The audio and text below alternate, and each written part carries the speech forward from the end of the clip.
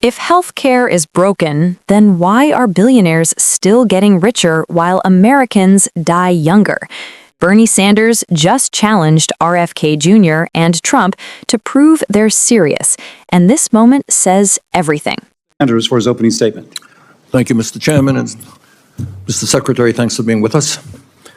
Let me begin by quoting a sentence that came from your prepared remarks. You state, and I quote, "The United States remains the sickest developed nation, and we spend $4.5 trillion annually on health care, 2 to 3 times more per capita than comparable nations. Clearly, something is structurally wrong with our approach," end of quote. You're right. The current healthcare system is broken. It is wildly expensive. It is dysfunctional. So what do we do, Mr. Secretary, to address it? Maybe, for a start, we do what every other major country on earth does and recognize that healthcare is a human right guaranteed to every man, woman, and child. Maybe we understand that the function of a rational healthcare system is not to make hundreds of billions of dollars in profit for insurance companies and drug companies who often engage in stock buybacks, pay their CEOs outrageous compensation packages. There was a guy from one of the major drug companies sitting exactly where you are sitting. Last year, a guy makes $50 million a year. Meanwhile, we don't have enough doctors, we don't have enough nurses, we don't have enough dentists, we don't have enough pharmacists, we don't have enough healthcare workers in general. You are right. The system is structurally broken. We spend far more, we have a shorter life expectancy than other countries. So this is an issue that I want to address with you. How, in fact, do we guarantee health care to all people and do it in an effective way? Let me say a word about prescription drugs. You and President Trump had a press conference earlier this week discussing an executive order that both of you claimed would make sure that the American people pay the lowest prices in the world for prescription drugs, not the highest. As you mentioned at your press conference, this is a concept that I personally strongly support, and I think you are aware of that. But as President Trump and you should know, this executive order, like Trump's previous executive orders on the subject, will likely be thrown out by the courts, and we will be back to exactly where we are today, paying by far the highest prices in the world for prescription drugs. In my view, the way forward is through legislative action. So, if you and President Trump are serious about significantly lowering the outrageous price of prescription drugs in this country, as I hope you are, I would very much appreciate both of you working with me and other people on this committee and in the Senate on legislation that I will soon be introducing, which accomplishes exactly the same goal as you and the President talked about, making sure that we pay no more for prescription drugs than people in other major countries. So if we are serious about that, let's work together and let's make that happen. And in fact, if Republicans and Democrats come together on this, if we prioritize it, we can pass that legislation in a couple of weeks. Thirdly, Secretary Kennedy, all of us want to make the government more efficient and cost-effective, and few would deny that there is too much bureaucracy. But let me tell you also what we want and what the American people want. And that is, we want the federal government to play a major role in continuing its efforts to combat such terrible diseases as cancer, Alzheimer's, diabetes, heart disease, and other terrible illnesses that claim the lives of millions of Americans.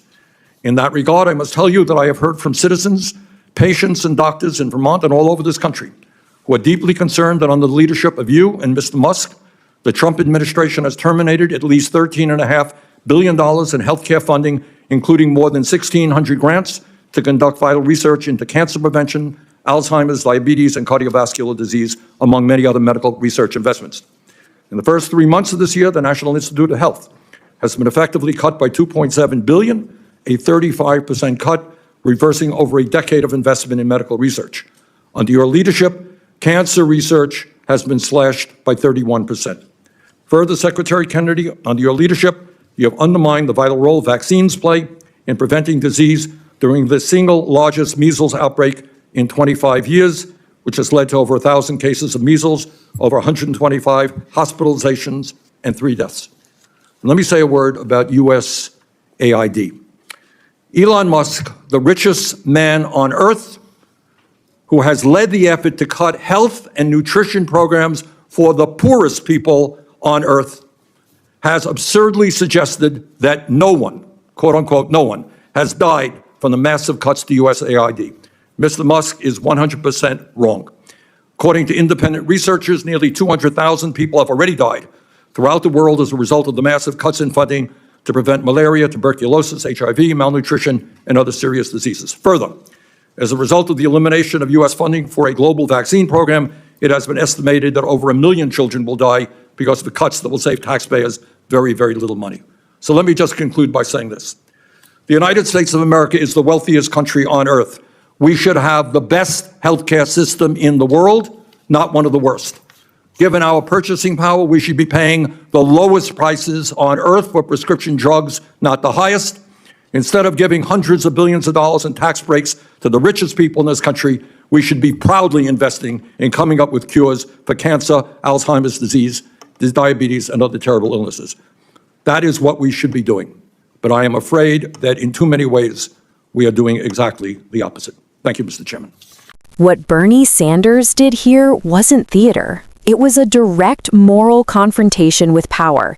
He looked RFK Jr. in the eye and stripped away the slogans, the press conferences, and the executive order theatrics, and asked the only question that actually matters.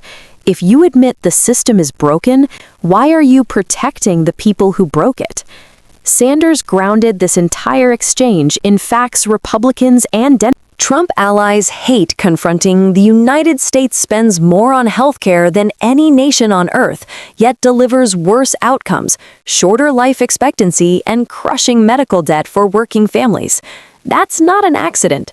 That's a system designed to maximize profit for insurance executives and pharmaceutical CEOs, while ordinary people ration insulin, skip cancer screenings, and go bankrupt trying to stay alive. And when Sanders pivoted to prescription drugs, the contrast became even clearer. He didn't reject Trump's rhetoric. He challenged its emptiness. Executive orders don't lower drug prices if courts strike them down. Real change requires legislation, political courage, and a willingness to stand up to corporate donors.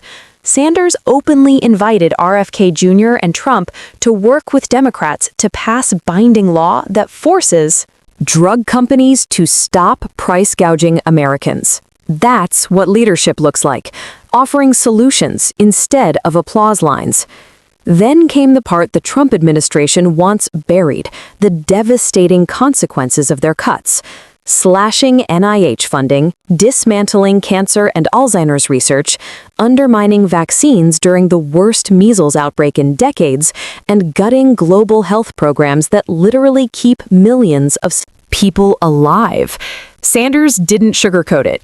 People are dying, children are dying, and the idea that these cuts, quote, save money, collapses the moment you look at the human cost.